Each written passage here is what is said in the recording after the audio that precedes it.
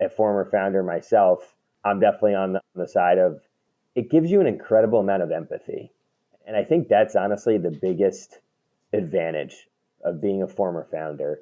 You can sit across the table from that entrepreneur and you can really and truly understand what he or she is going through at the early stage and formation of their business. I think it takes real grit and real determination and real sacrifice to be a founder.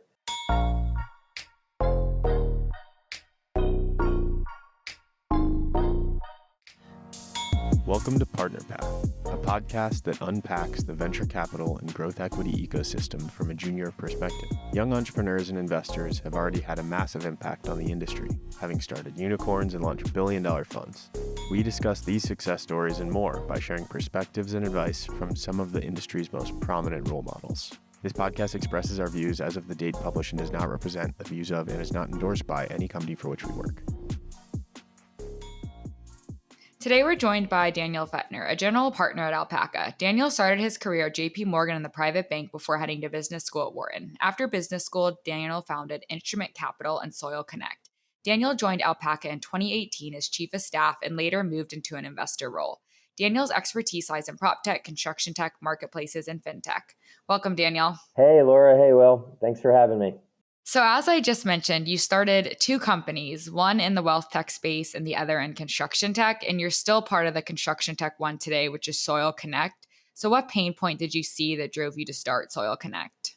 Yeah, absolutely. Soil Connect was born really from an idea that my dad came up with. My dad's a third generation builder developer, grew up on the job site, and it's really solving a pain point that he experienced hundreds and hundreds of times throughout his career. And so I'll explain it to you guys.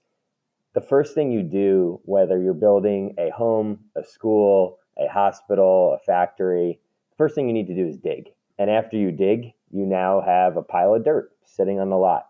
And 90% of job sites don't level. So you either need more dirt or you need to get rid of dirt. And today, as you guys can probably imagine, the industry is extremely fragmented, extremely localized, extremely antiquated. You have guys texting, calling, emailing one another hours a day just to find out who has it, who needs it, what type is it, and when can I transact. My dad first started telling me about this issue. I was in business school at the time. He knew that I was interested in venture capital and real estate technology and construction technology. And he said to me, there's this problem that I think I can help solve with technology. Do you want to work on this with me? And I actually didn't believe at the time that people in the construction industry were still doing business like that. It was crazy to me. But I did some research for a few weeks. And one of the most interesting things that I found during the, call it market research phase of starting that business was there's a whole industry of incumbent dirt brokers. 90% of them don't have websites. Actually, the vast majority of them are a lot older, 70s, early 80s, starting to retire down to Florida, Arizona, play golf. A lot of them also, the value that they bring to the table, to the transaction, is really their Rolodex for playing in the dirt for decades and decades. And because there's no transparency in this industry, because it's really opaque, because it's really localized, a lot of them arbitrage the transaction. And the margins are incredibly, incredibly high. So most of them on average net approximately $2 per yard. Just to give some context, there have been over, I think, almost 200 million yards of dirt posted on the Soil Connect marketplace since inception. The average post on the marketplace is 10,000 cubic yards. So $2 netting per yard is a lot of money. And so anyway, I think the thesis that my dad and I had, which definitely still holds today, is that there's a gaping hole for a modern era technology-enabled dirt broker to enter and eat market share. And that's really what our business does. That's the business model today. And it seems like you're still a part of the company today and still focusing on the construction tech space, but now fully committed to Alpaca as a partner. So when did you have the itch to move to the investing side? Even in the beginning of my career, when I was doing my internships in college, I was interning at a real estate private equity firm called G4 Capital. I was in the investment banking group at Cushman & Wakefield. I then went to JP Morgan, took a very non-traditional path to venture. I was a private banker for 5 years before going back to business school. But even in all those roles, investing was something that I had a passion for. I love the capital markets. JP Morgan advising our clients on their portfolios and how to invest and what to invest in was always a big component of the job. And then I think the question really was operator to investor. When did I have the itch? During business school, I wrote my thesis paper, my application to Wharton around real estate technology, around construction technology. And during business school, I interned for 5 different venture capital firms, just building out my thesis, building out my network. But what I very quickly realized, and what I'm sure you guys have realized from being in this industry, is that there is a ginormous supply-demand imbalance in terms of really smart and talented people wanting to break into the industry. But unfortunately, this is a really small industry. I don't think people fully appreciate how small venture capital is. It's a very small subset of private equity. And so when I was recruiting, I didn't want to put all my eggs in the investing basket. I had a very narrow criteria. I wanted to be in a PropTech investing role. I wanted to be in New York City. This is 2018. PropTech was only a word for 24 months at that point. And so I kind of dual tracked investing roles and operating roles. And on the operating role side, what I was really looking for was a chief of staff role, ideally at a mid to late stage venture-backed real estate technology company. And I think what was attractive to me about the chief of staff role was it's very dynamic. You get to wear a lot of hats. It's cross-functional, so you get to work with a lot of people in the organization. But I think most importantly to me at that time was I really wanted transparency into what the leadership team was thinking. I wanted a holistic view of the business. And so I got really lucky because I was doing this dual track recruiting process. It was all focused on real estate technology, but one was for investor roles, which were few and far between. One was for operating roles at, like I said, mid to late stage PropTech companies based in New York. And then I met my now partner, Ryan. When I met Ryan, him and my other partner, David Goldberg, so the two of them had founded the firm. They were still very much growing at that point. We had not even done a first close on our fund 2. And I'd convinced Ryan that he needed a chief of staff. And so I got this really cool, interesting hybrid role in which I was Ryan's chief of staff, but part of my job was supporting Ryan in his PropTech investing and adding value to the portfolio company. And then a big part of my job was also operational within the firm. And that's everything from capital raising to working with our portfolio companies to streamlining our internal processes. Anyway, that was my recruiting process. And then eventually that transitioned to a full-time investing role. Nowadays, you're seeing a lot of people wanting to get the operating experience because it does make them a better investor, just having seen and worked with how companies are being made. Are there any lessons or skills from your operating career that you feel have helped you become a better investor? Yeah, 100%. And I know this is often a debate in the industry. There's a ginormous cohort of incredible investors out there who don't have any operating experience and who did not found a company. Being a former founder myself, I'm definitely on the side of it gives you an incredible amount of empathy. And I think that's honestly the biggest advantage of being a former founder. You can sit across the table from that entrepreneur and you can really and truly understand what he or she is going through at the early stage and formation of their business. I think it takes real grit and real determination and real sacrifice to be a founder. And unless you've been in those shoes, it's hard to really know and understand the roller coaster that is being a founder. People often forget VC is a risky business, but we have a portfolio of companies. If you're making the right bets and you're taking the right at-bats, it'll ultimately even itself out and hopefully kind of go gradually up and to the right. Whereas if you're a founder, you have a portfolio company of one.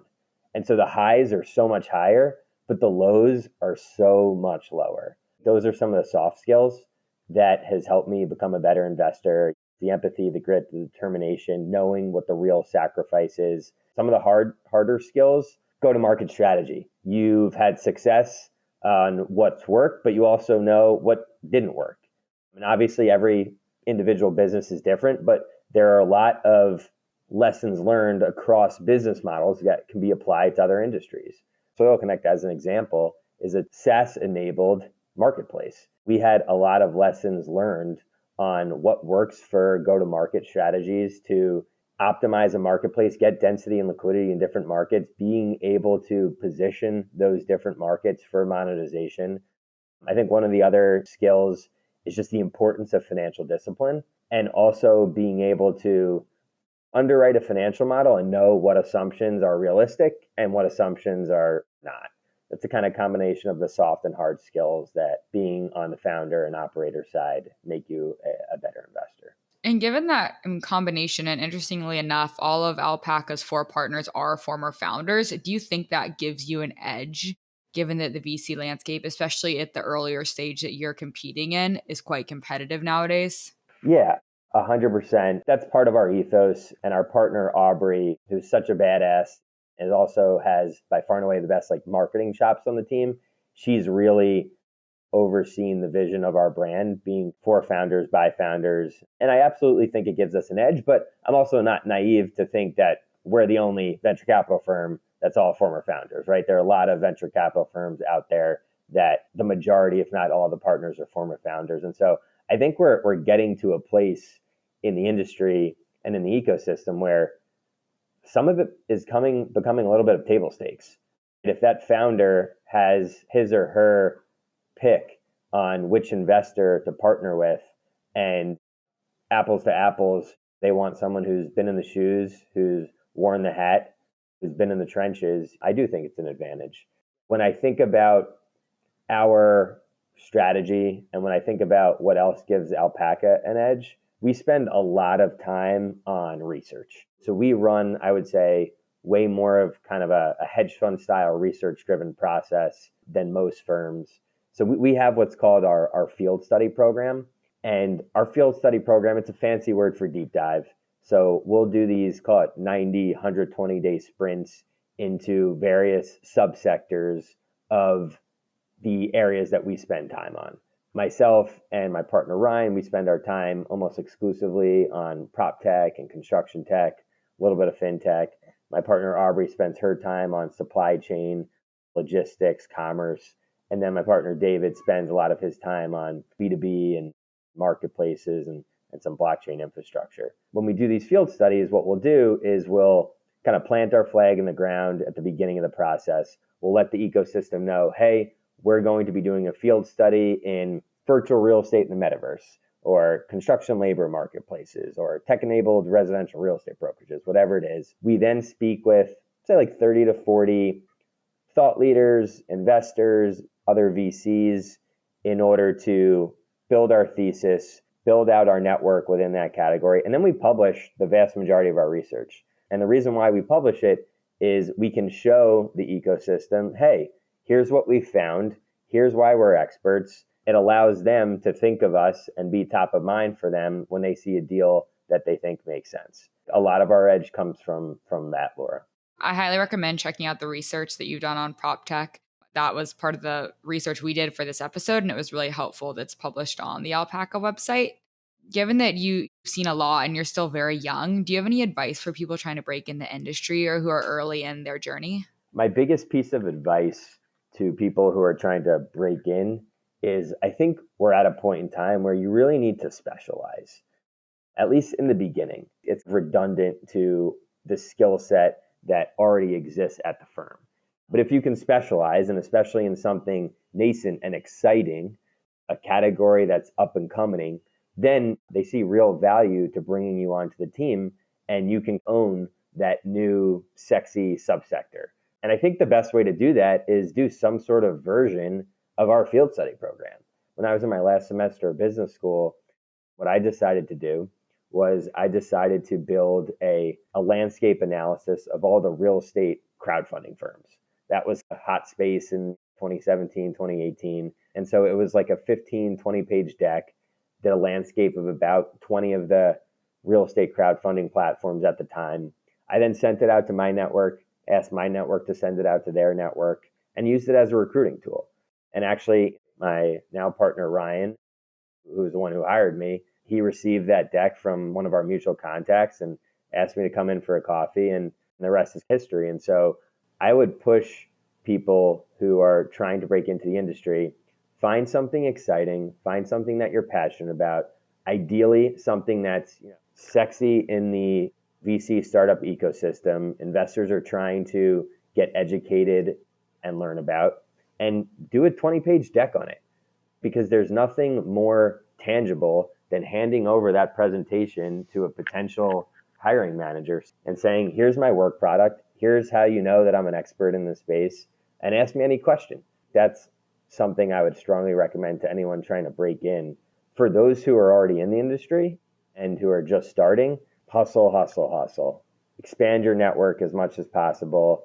Wear as many hats as you can at the firm, especially the small to mid-sized firms.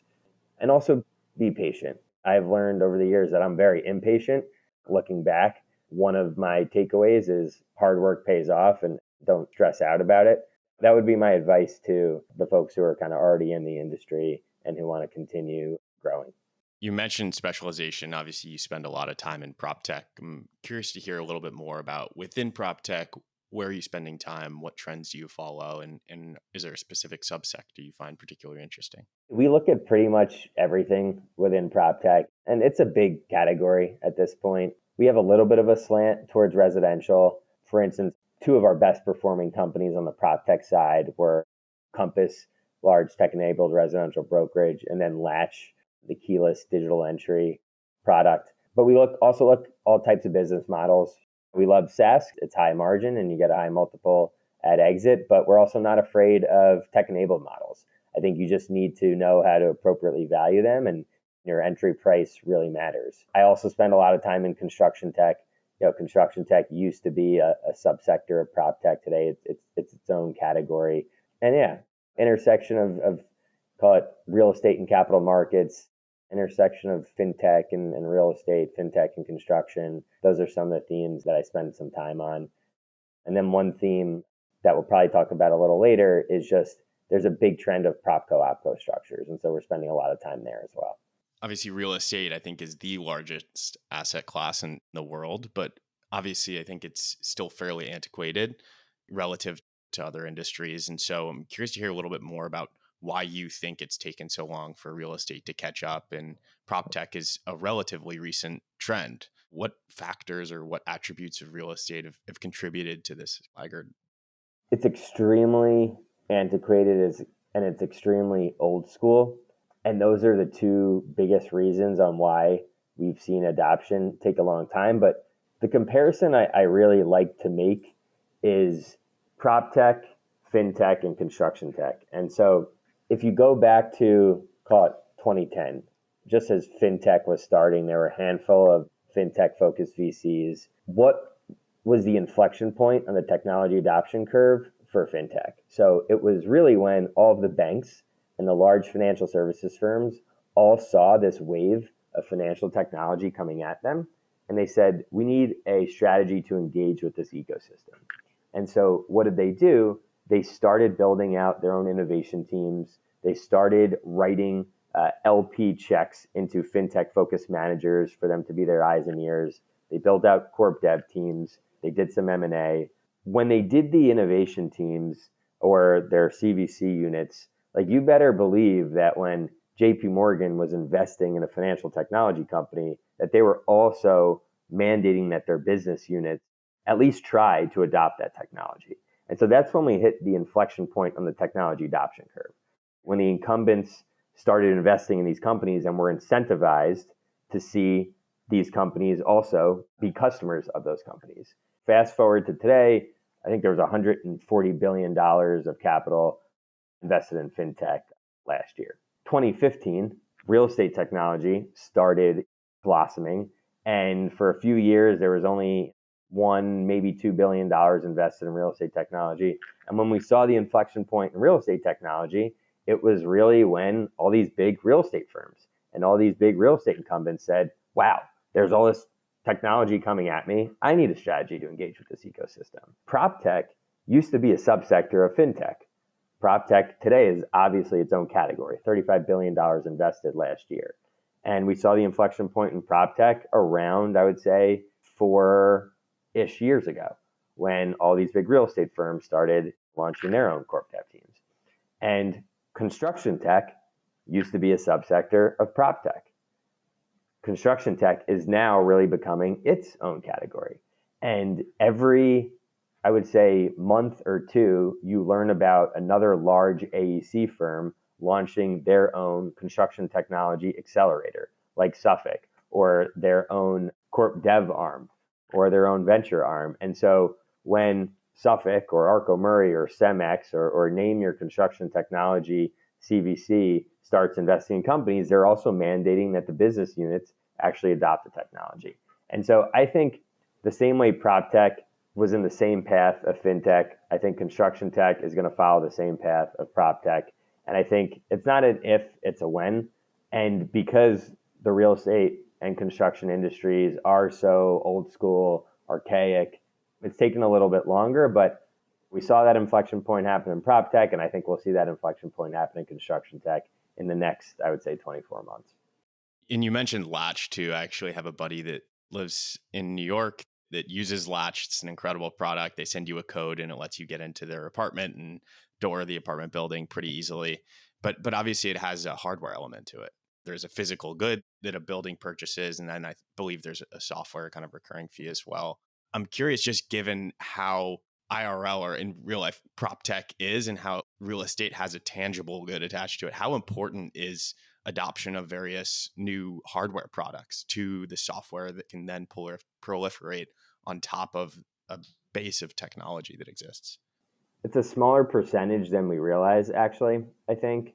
Like Latch is a very good example. Another good example is one of our portfolio companies, OpenSpace. So OpenSpace, you have the general contractor put a hard helmet, and on the hard helmet is a 360-degree camera. And so the general contractor walks the job site, and AI, ML, computer vision picks up everything that's going on in the job site and then maps it over a digital twin. So you can see real-time progress of what's actually happening on the job site. And I think in the example of Latch and the example of OpenSpace, they made the hardware really, really intuitive, really, really easy to use.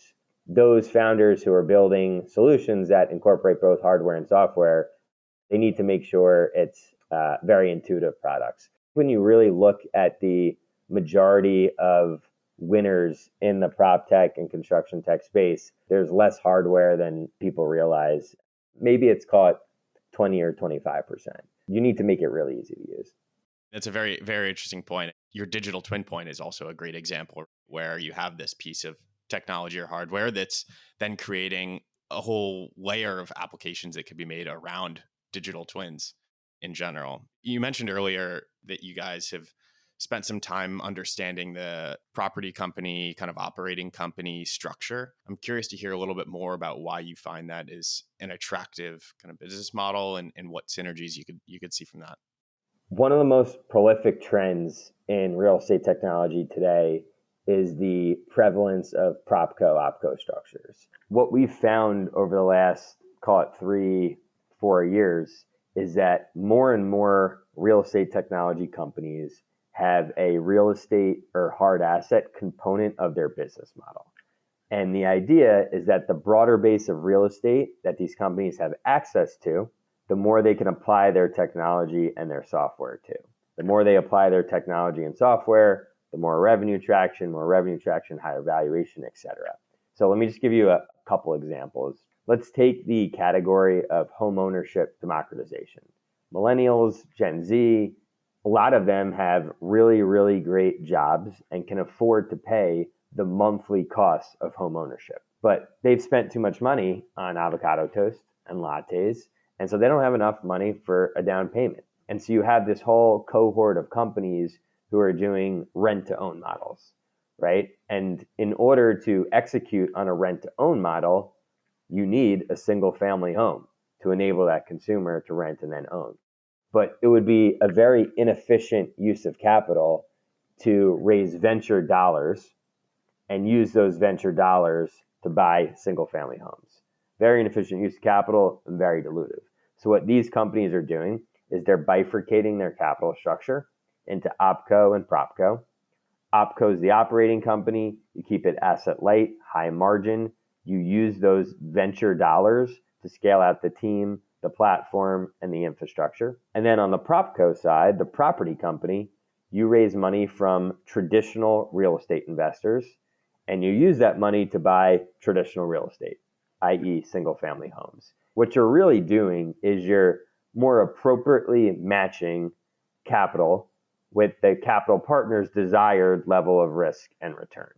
And so over the last few years, the prevalence of this PropCo OpCo structure has increased significantly. I think a big reason why is because founders are just kind of getting smarter on understanding the benefits of structuring their business this way. And also the deal sizes have gotten significantly larger. We have a number of our LPs who are real estate oriented capital allocators who want to see opportunities that we can tee up for them to deploy traditional real estate capital. And so over the past few years, what we've done, we've really tried to play matchmaker between the founders in our portfolio, as well as the founders outside of our portfolio, who are looking for traditional real estate capital to capitalize their PropCo structures, and then our LPs who are looking to deploy traditional real estate capital. Switching over to some macro trends, we read that Bobby Fujan wrote, PropTech can't be something that simply does the same things. It has to enable new things. So how should PropTech differ from traditional approaches, and what opportunities should it create? And I know that you kind of touched on like the up and up and, when the inception point made sense for VC funds to start, paying attention. The key word in that quote is enable. A lot of the real estate technology solutions out there, they either streamline processes, automate processes, or enable processes. And so I think a lot of the business models are also technology-enabled companies. I think one of the things within PropTech that's really important is to truly understand if it's a SaaS business or if it's a technology-enabled real estate company. And a lot of venture capital firms won't invest in technology-enabled real estate companies. There's just not enough technology there. That's maybe what Bobby's getting at a little bit.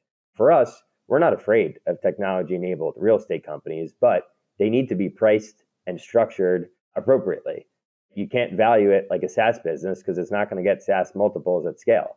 It's going to get technology-enabled real estate multiples. And so I think just going in, eyes wide open, doing the analysis to make sure, okay, this company scales, we're going to take X dilution, but ultimately it's going to see this multiple and not a SaaS multiple, then that's fine. And so I think that's probably what Bobby was kind of getting to at that quote. You just got to really understand the type of business model that you're investing in. Have you noticed that multiples or expectations have started to level off? Yeah, 100%.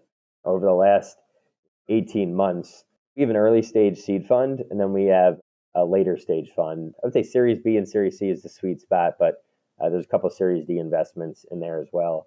Obviously, 18 months ago when public technology company valuations fell off a cliff, we saw a lot of that. We saw a lot of similar patterns in late stage venture markets as well. Today, what we've done in our portfolio is we haven't made actually a net new investment out of our later stage fund this year.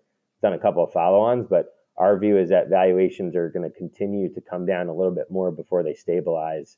A lot of the founders who raised capital in peak frothiness, first half of 21, maybe even some in like the second half 21, they're just now starting to come back to market.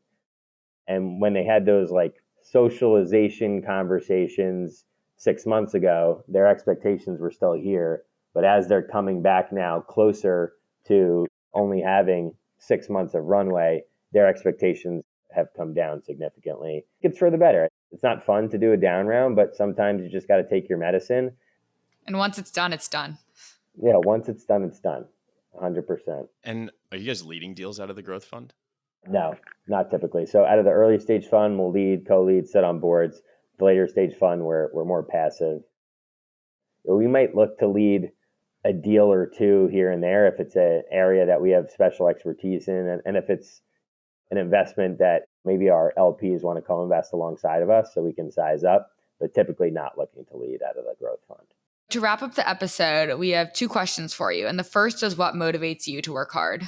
It's interesting. Since being a dad, so my son Liam is now 2.5. He'll be 3 in November. He's my main motivation, my family. It's fun. Everybody told me your whole mindset and perspective is going to change. And I was like, okay. But like, it really does. When you're walking to the office or driving to work or thinking about work in the morning, it gives you that extra motivation to really deliver, but also be way more efficient with your time. Because at the end of the day, I need to spend a couple hours with him every day also. Otherwise, what are we even doing? That's my main motivation today, I would say. And that's definitely differed than pre being a father. We love it. That's one of the first family answers we've had. And then second one, what's one piece of advice you would give your younger self? It's all going to be okay. Don't stress out so much. Hard work pays off. I've found myself losing sleep at night for things when I look back weren't that big of a deal. You got to manage your stress. That's something I would tell my younger self. Daniel, thanks so much for coming on the podcast and sharing your thoughts and perspectives. Yeah, this was really fun, guys. Really appreciate the invite. Great meeting you, Laura. Great meeting you, Will. Have a great weekend.